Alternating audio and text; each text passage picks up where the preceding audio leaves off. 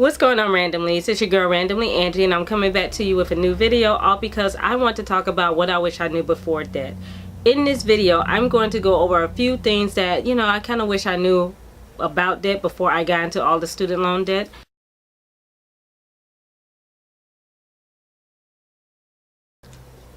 Hi, Angel. How are you? I'm trying to film right now. The random leads need me to go ahead and film and concentrate on them. I can't concentrate on petting you and all of that. I did that earlier. Now chill out, okay? So my history composed of over $230,000 in student loans from the time I graduated high school all the way up to the point that I graduated from graduate school. So I've been through undergrad, postgraduate, and graduate school. So we'll just go through all those different steps. But first, let's go over a few things that I wish I knew before I got into student loan debt. Nothing I'm listing today is in any particular order, but these are some things I wish I knew before I got into debt. Only borrow what you need. Meaning, if your tuition is only $15,000 and you want to get a student loan of $30,000, don't do it. Only get what you need. Anything more is pretty much a setup for failure. In my younger years of my undergraduate, I pretty much got more student loans than what I needed, but I kind of was... Hi, Angel. Hi. I made the mistake of getting more student loan debt than what I needed. Like if student loans were offering $30,000 and I only needed $4,000, I tended to get about like $15,000 or $10,000, all because I was doing something more than just paying my tuition. I bought my brand new laptop, that Dell laptop that I was working on before all this died out. Yes. I bought my car with my student loans because I needed transportation to get to and from school, so I used that to buy my car. And I also invested in myself by getting my braces, which I still haven't worn my retainers in the last 3 months. Yeah, so I'm horrible with that, but still I invested in my appearance as far as trying to be professional, because wanted to fix the teeth, wanted to take care of my hair, wanted to, it was so much things I was doing, but I actually was using the money for me. Now, I wasn't going shopping, I wasn't buying brand new shoes every week or anything like that. I bought my car, paid for my braces, I bought my equipment I needed for school, but also to try to provide, push myself further along in the area of research and all. I came up with an emergency fund because at the time I was either working or not working.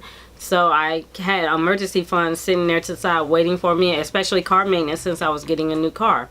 So only get what you need, but if you get more than what you need, you're setting yourself up for failure later.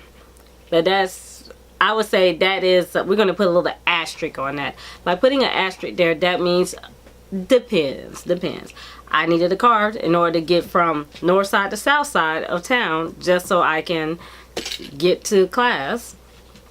And not to go from one side of town to the other in order for me to go to class.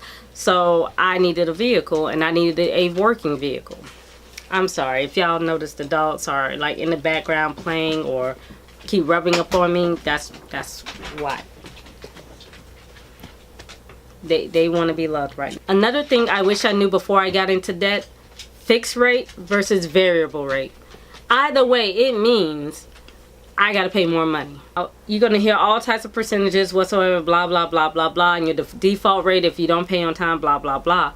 But the main thing I want to know is, how close to zero am I? I mean, if you come up talking about, oh, you're 28.9999999%, oh, I got an issue. Now, if you're gonna tell me, oh, you're 1.3%, okay, now we can talk. And you can sit here and worry about the different type of rates and everything, whether it is fixed or variable, but the main thing is, do you have subsidized or unsubsidized loans while you're in school? While you're in school, a subsidized loan, the interest is basically on hold or being paid, as they say, while you're in school full time. But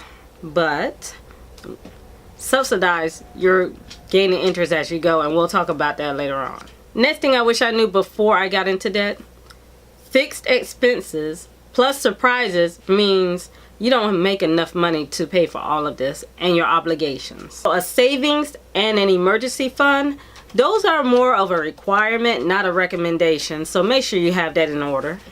Next thing I wish I knew before I got into debt: luxuries and also that impulsive behavior of buying things just because it says sale, sale, sale, sale, sale, sale, sale, sale, sale.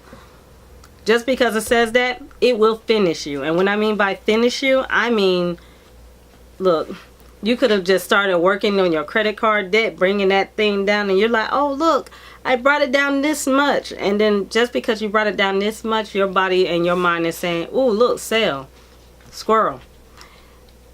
So what ended up happening? You end up going to spend a little bit of money because you're like, oh, I got a little bit of wiggle room to do all this. So there you go. So you look at it and say, I got a little bit of wiggle room, but don't do that. It'll finish you like Mortal Kombat. Temptation will lead you down the path of sin, I tell you. You do not do it. Do not do it to yourself. Trust me, do not do it to yourself. And lastly, your income needs to meet the justification of expenses. What do I mean by that? For example, you have $100,000 in student loan debt for a career that only pays $20,000 a year. Not justified. You have $15,000 in credit card debt, and that's because of shoes, clothes, and jewelry. Not justified. You have $50 in your savings account, but you're going around driving a BMW or Mercedes. Not justified. Only borrow what you need. Fixed versus variable rates means more money. Fixed expenses and surprises equals not enough income. Luxuries and impulsive behavior will finish you. Income must meet justification of expenses. And those are 5 things that I wish I knew before I got into student loan debt. So check me out next time because I believe I got a couple of more things coming on student loan debt if you like that topic. So don't forget to hit the like button, and also don't forget to hit the subscribe and the notification bell so you're notified every time I upload a new video. So until next time, don't forget to hit that comment section, and I'll check you next time. Peace.